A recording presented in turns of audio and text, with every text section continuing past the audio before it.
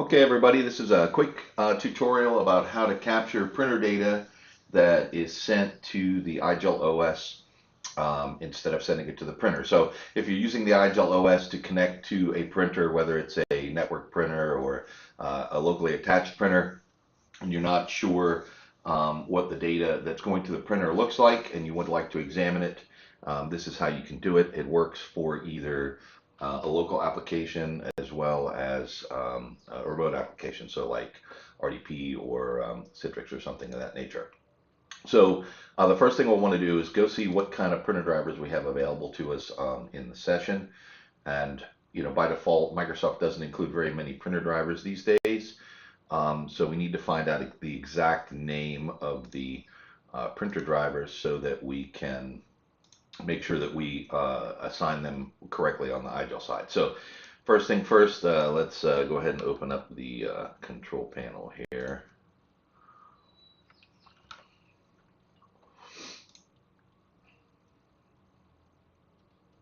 We'll take a look at our devices and printers.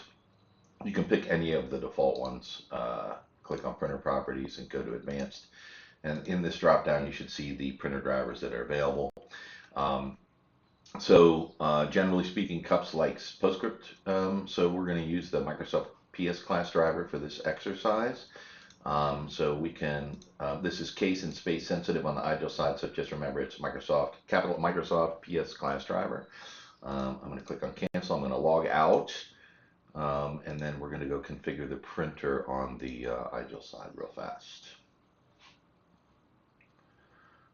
So for this exercise, you'll also need a local terminal and root access. So we're going to start setup and we're going to create a printer.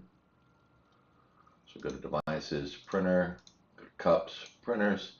We're going to add a printer and we'll call this one my printer. And so there's two tabs, general and mapping and sessions. General is everything that happens on the IGEL side. Mapping and sessions is everything that happens on the Windows side. So the first thing we're going to do, we're going to be using socat for this, which is kind of like a Swiss Army knife. If you haven't played with it, it's quite impressive. But so we're going to do a TCP network printer. The print server will be localhost because that's where we're going to be hosting the socat binary. And then the port doesn't matter. You can select what you want. Here we're going to go and we're going to say generic raw queue, right? So that way, any data that comes from Windows will go directly to the output file. And then on this side, we're going to select the actual printer driver. And we're going to punch that name in here with what we had on the other side. So it is Microsoft PS class driver. And like I said, it's space and case sensitive, so make sure you get that right. Otherwise, it won't auto create the printer. We'll say OK. OK, and then click on apply. So now when we launch the remote desktop session, we should see the printer auto created.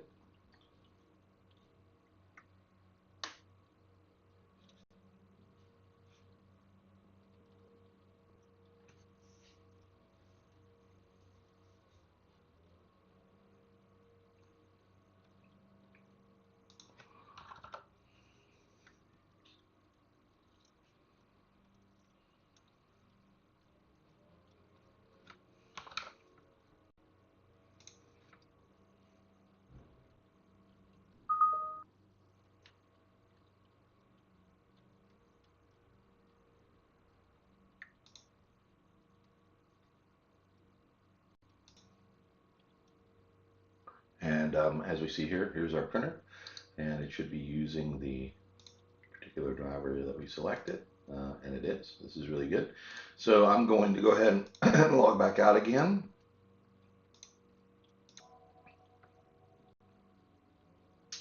And so what we're going to do now is we're going to set up our capture portion here. So we're going to do this as root, and we are going to type in some good stuff here. All right, so we can do this just like as a one-off, but what I like to do is capture a separate file for, or we can have it append, but I like to capture a separate file for each print job that I submit. So to do that, we're going to do a little bit of a for loop here. So we're going to set up a sequence. Um, from 0 to 100, the dash W means that it's going to make them 0, 0, 0. It's going to make it pad it with zeros to match the size of the data there. And then this is our actual command. So we're going to be listening port 9100, and we're going to open temp output, and we're going to use that variable to name each file uniquely, and we're going to give it the create property so that it can actually create the file. We're going to say done. So now this is going to sit here. It'll go up to 100 print jobs, and it's going to sit here and wait for the jobs to come in. And if we open another terminal and we do something like watch ls-la temp, we can just do that, and it'll say no such file directory at the moment because, well, there's no such file directory at the moment. I'm opening a third terminal here so that we can actually look at the content of the file. So let's go back to our remote session.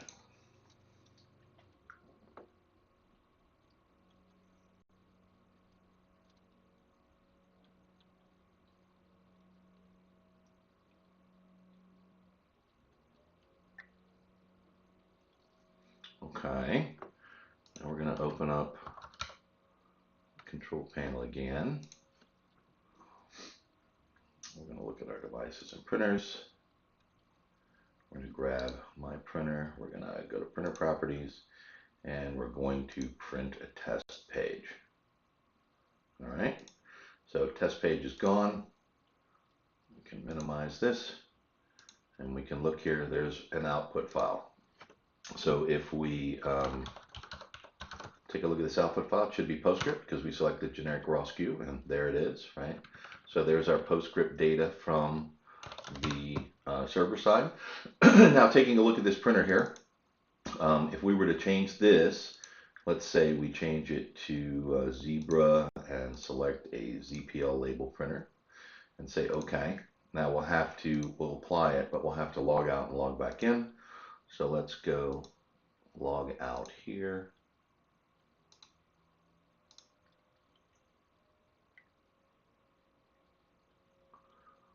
All right. So now that this is set up to, and remember on what I said on this side, so the general tab, this is what happens on the IGEL side. So this PostScript data is going to come down. It's going to hit the IGEL cups server, and then it's going to apply this PPD and hopefully come with some ZPL output. So let's see what happens. And move that out of the way, maybe. All right, so let's reconnect to our session.